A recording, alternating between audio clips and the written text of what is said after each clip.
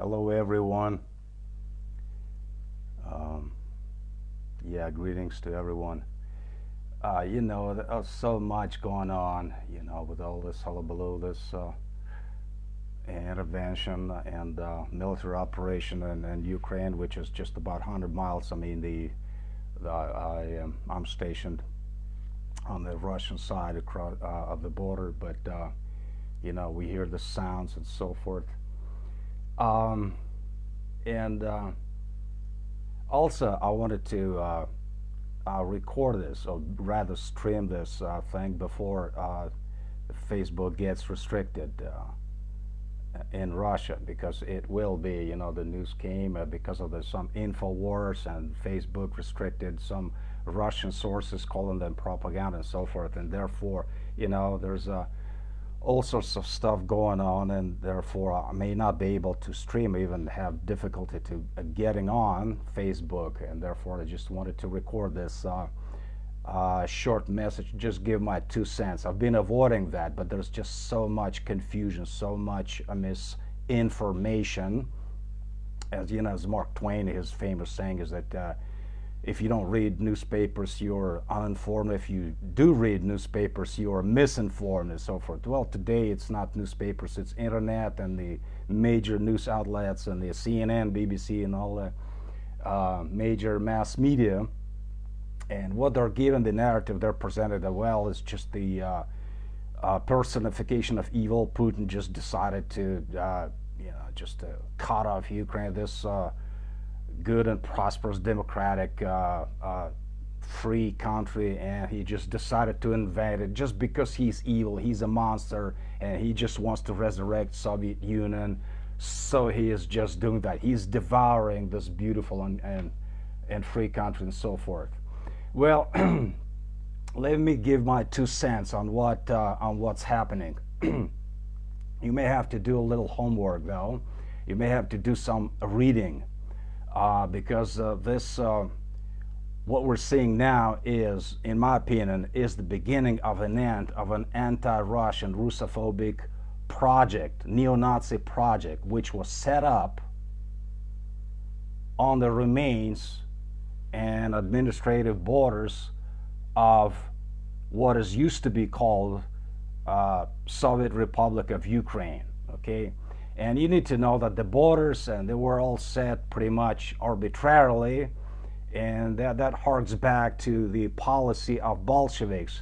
They wanted to, when they came into power, it was Vladimir Lenin's policy to find support among, on the outskirts of the former Russian Empire, and so they created all these little pockets with national tags on them, like Uzbekistan was artificial. I come originally from Uzbekistan, and Ukraine was pretty much formed the same way, in the sense that there are some folks living there who were sort of Russian and associated with Russian culture and Russian language, and there were some who were much closer to Poland and to other cultures. I mean, I'm presenting a simplified picture, but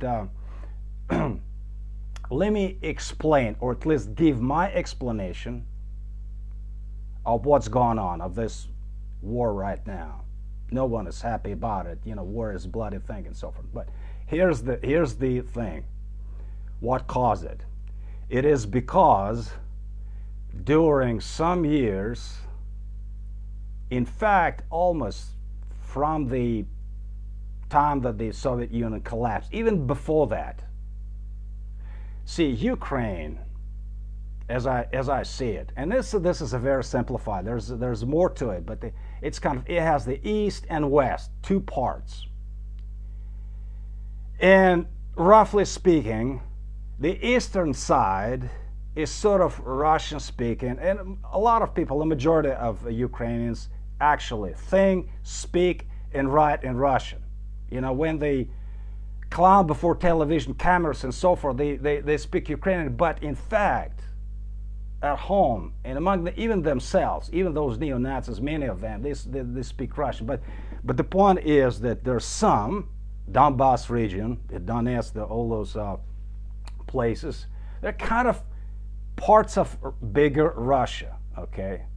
But there's also the western part of it, which is traditionally associated and even sometimes called as the region of Bandera people, those supporters, collaborations during World War II, who actually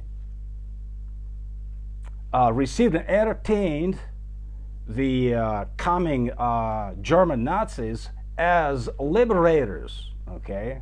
And you need to know that one of the prominent figures of Maidan, actually a little bit before Maidan, one of the post-Soviet Ukrainian leaders officially canonized Stepan Bandera.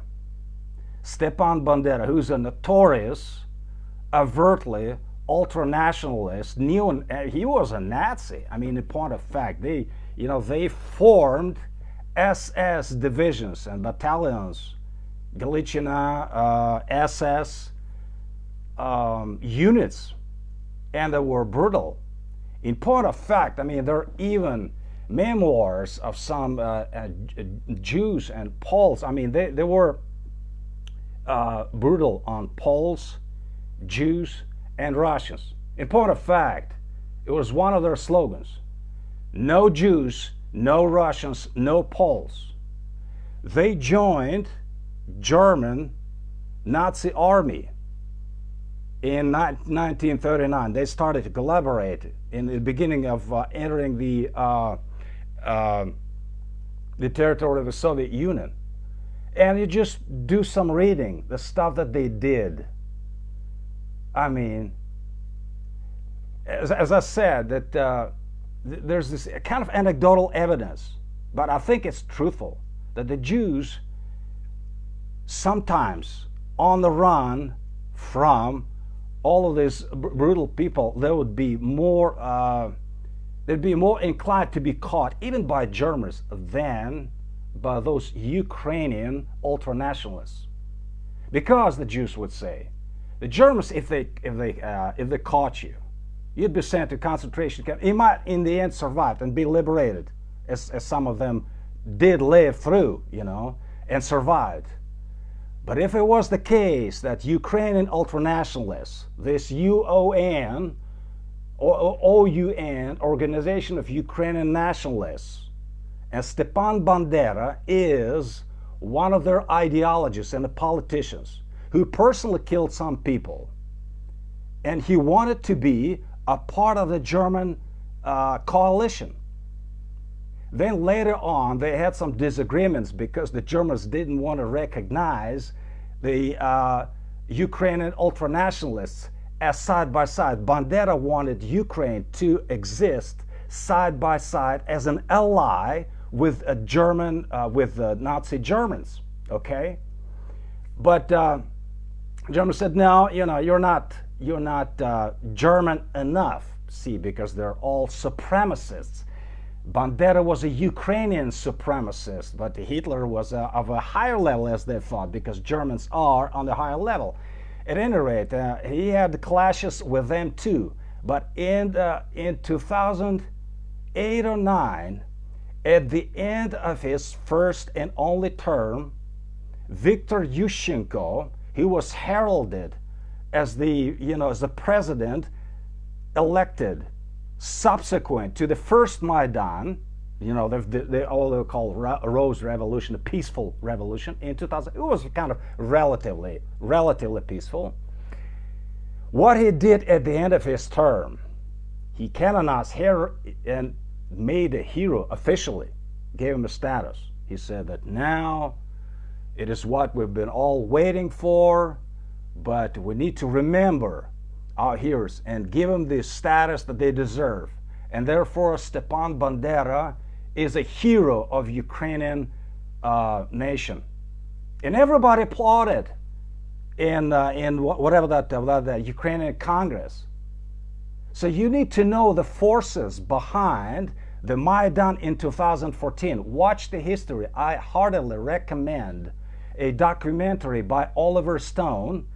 It's titled Ukraine on Fire. Ukraine on Fire. Just watch it. what forces were behind that bloody coup they call a Rose Revolution.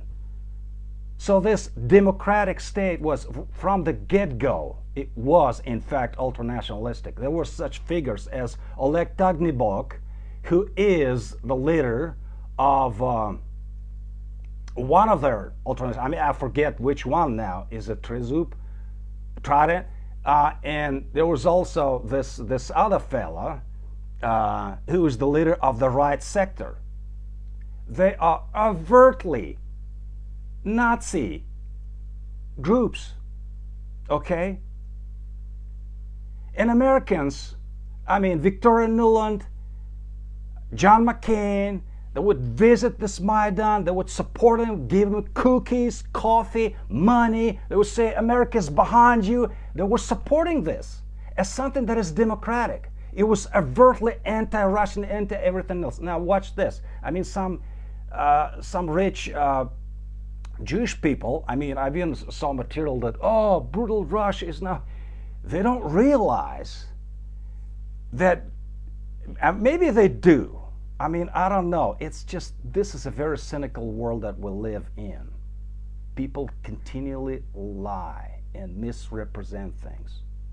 I'm sure CIA, State Department knew full well who they were playing with, but they knew that the right sector, all those ultra-nationalists, overtly Nazi groups with Nazi symbolism. I mean, just watch. I mean, they even do all this stuff as the rest of the German Nazis and so forth. They follow them closely in all of their tactics, in their brutality, in their hatred toward Russians, toward Jews, toward gypsies and so forth. They're not, you don't see much anti-Semitism right now. And that's because, of course, because of this Richmond support from the state. And I know, well, it's kind of, they're playing it. But it's only a play. Subsequent to this bloody mess, which is called Maidan, and heralded as the freedom, even by some Ukrainian Christians, as I see on Facebook and elsewhere. I mean, I just can't see it peaceful. Just watch how it developed. How many lies, were laid down, how bloody and messy it was, how they provoked the Ukrainian police, how they had these right sector thugs who would provoke the police to brutality. Then they would lift the bodies and so forth. It is all the same fashion, how they do all these rose revolutions throughout. It was just a bloody coup. Now, subsequent to it, the first thing that this newly, undemocratically, unconstitutionally came into power, the new powers, the first thing they said, we outlaw Russian language. Now in Ukraine, and this is just rough, I mean, I'm just sitting here, I'm a nobody, I'm no expert, but at least what I get is just, it's at least 60% of people, well, let's say 40, 50%, let's say 40% of populace of Ukraine think, speak, write Russian, and it's their natural way. And if they don't call themselves Russians, they're certainly very, very much close, as is in the same family. So the painful tragedy and the problem is that they artificially, in the Western Ukraine, Bandera people, his supporters, those who like his way, ultranationalists, have always existed, even through the old Soviet times. I remember when I was school, I was in Uzbekistan. We had, and in the Soviet, everything was mixed and so forth. The borders didn't mean much because they were all part of the big Soviet country and were internationalists and so forth. Pretty much, they try to be. But in Western Ukraine, it was never quite the case because they had always the elements who were almost violently opposed. We had the one guy, he was my classmate. He went on vacation to Kiev. He was ethnically Ukrainian, but he was kind of a Soviet type of Russian Ukrainian.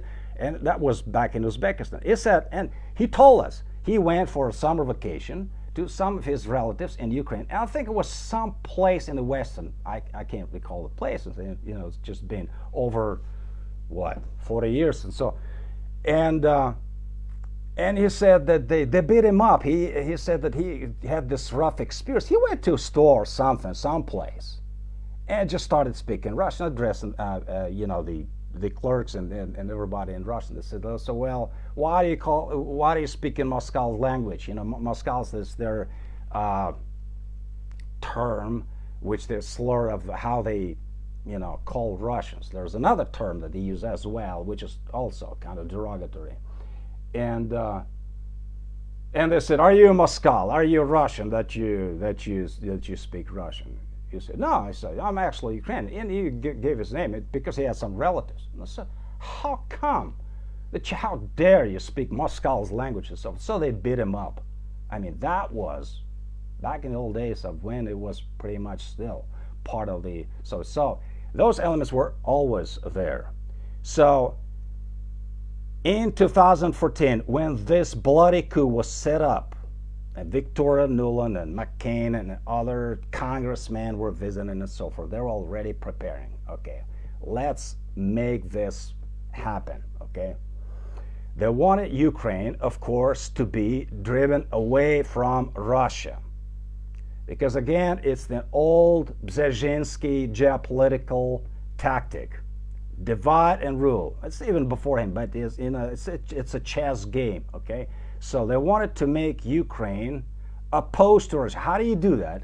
Well, you try to impose some nationalistic ideology, which is always was there. I mean, we admit that we even say that some of them have never been exterminated by Stalin and so forth. Some of them fled to, and by the way, Bandera, he lived in, I mean, he then died in Poland. He fled the borders of Soviet Union. Let's try to make everybody of that same mind frame sort of, well, let me illustrate. It is as though, well, let's take Canada would be a good example, okay? Canada has French provinces. Quebec, I guess, is, to my knowledge, predominantly French speaker. But Canada is a unified country. Well, imagine if someday, on the pretext of fighting corruption for everything good and against everything evil, they stirred this crowd, and the forces who were behind it from the get-go would be some French ultranationalists. I mean, I don't know whether such exist in Canada or not, but just hypothetically. So they take over. They create, okay, well, we're going to build a new, free, democratic Canada, just away with Trudeau, away with everything, with Anglo-Saxon influence and so forth. And they try to impose French language and French culture upon everybody else.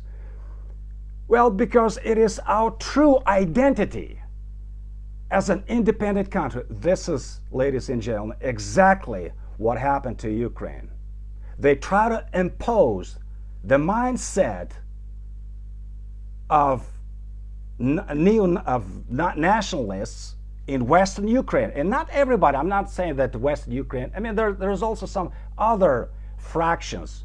The middle of Ukraine is kind of in the middle of the road. They're kind of the Kiev intelligentsia. They kind of, scratching their heads. We're not that way. We're not all neo-Nazis. But, and when things like that happen, and politicians and those who make things happen, like CIA agencies, they always know that most of the populace are not going to do much. It's just by way of inertia to live, and they want to have their paycheck, they want to take care of their families, like the case with Germany. But you must have some nucleus power which would drive the revolution, okay? So you're going to have some minority which would be so violent, so aggressive, that the rest of relatively non-aggressive crowd would be subdued and follow in its footsteps. And that's what took place in Ukraine in 2014. But mind you, that took place in Kiev. You know, all those Stagnibok, all of those ultranationalists, they were on the stage with people like Klitschko, who is right now mayor of Kiev, and people like that. They knew it full well because they were the muscle for the revolution. All right. When they successfully overturned, Yanukovych had to, run for his life. They would have killed him, no doubt. Putin gave him status of refugee in Russia. Other regions began to think what's going on in Kiev. Donbass, the Donetsk and Luhansk, they thought this is something that we're not represented. If the first thing that they want to pass, now that was repealed, the first thing that the law that they legislate is they want to outlaw Russian language, and that was just the first step, among other things. They said, look, they don't represent us.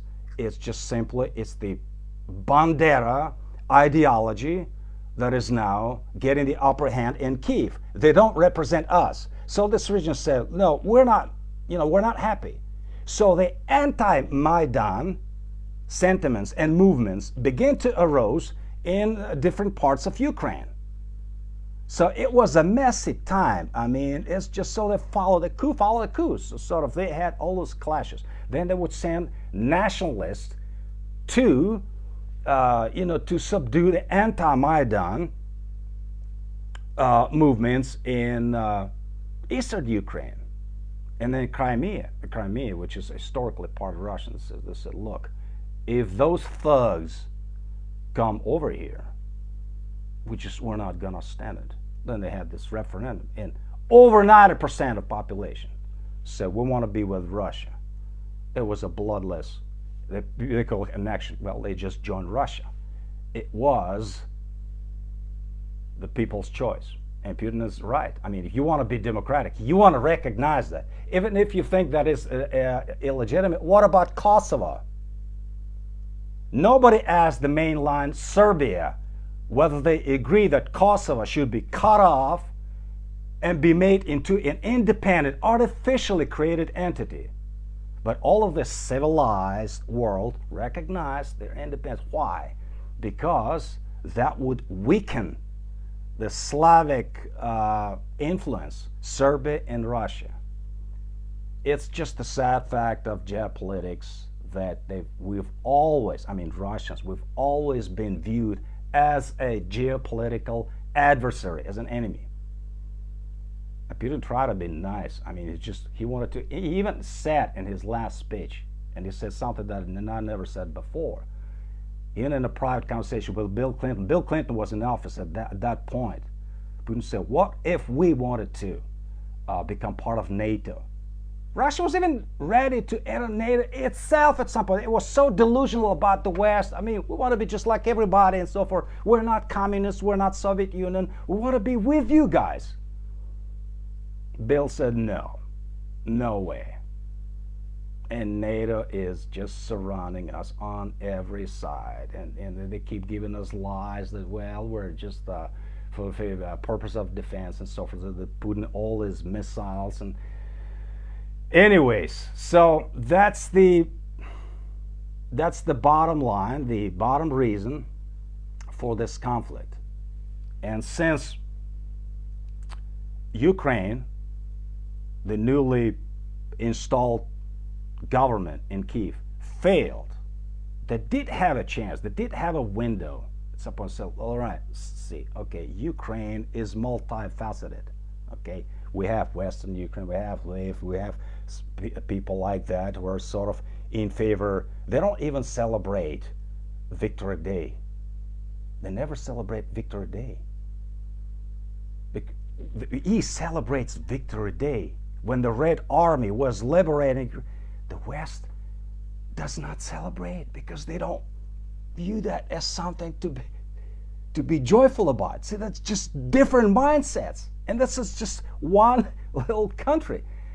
But given all these great differences, they should have said, all right, we want to be somehow central and even and balanced and represent equally East and West if we want to maintain it as a really unified country. Instead, they said, Bandera is our hero. Look at the pictures of what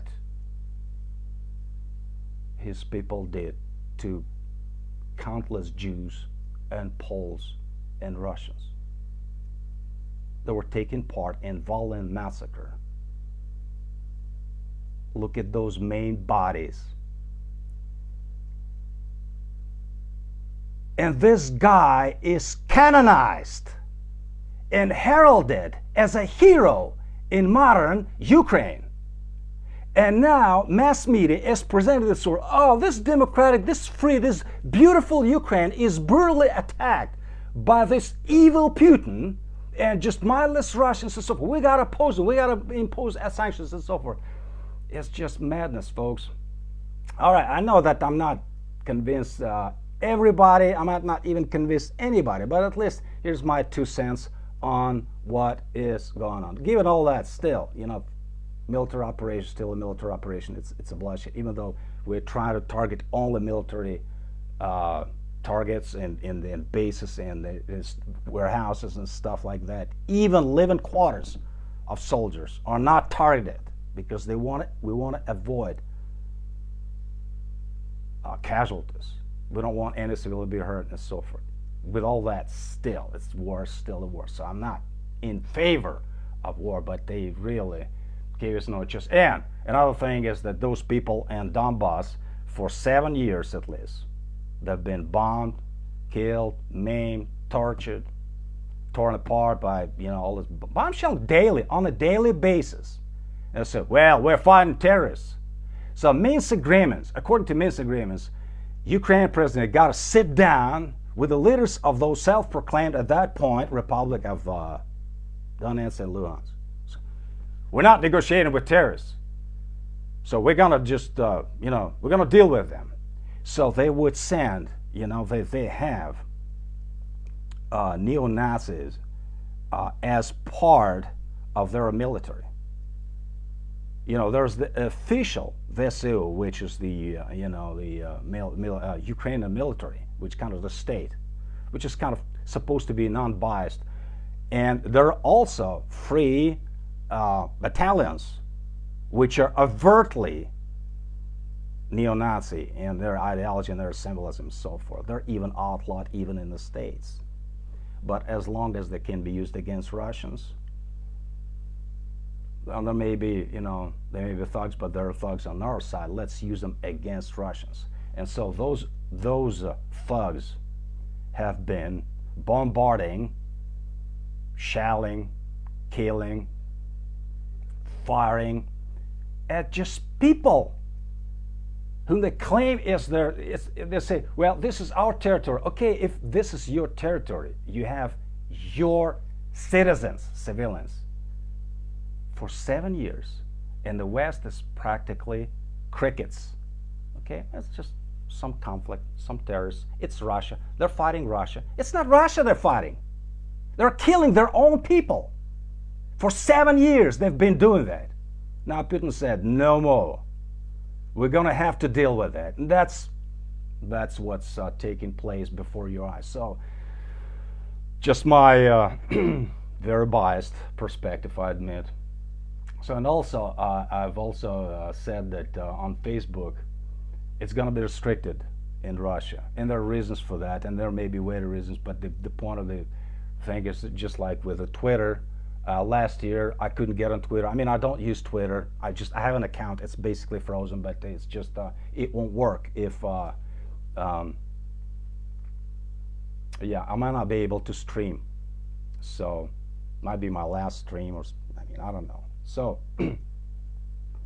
be well, and the only hope in all this bloody mess is that the unchangeable, immutable love of God to his elect in Jesus Christ, that his love is from everlasting to everlasting, and also his sovereign power and rule over all nations, that even today he is ruling well, and everything that he's doing is he is raising kingdoms, he is overthrowing kingdoms, and so it's just part of a deal here on earth. So don't be clinging too much to it.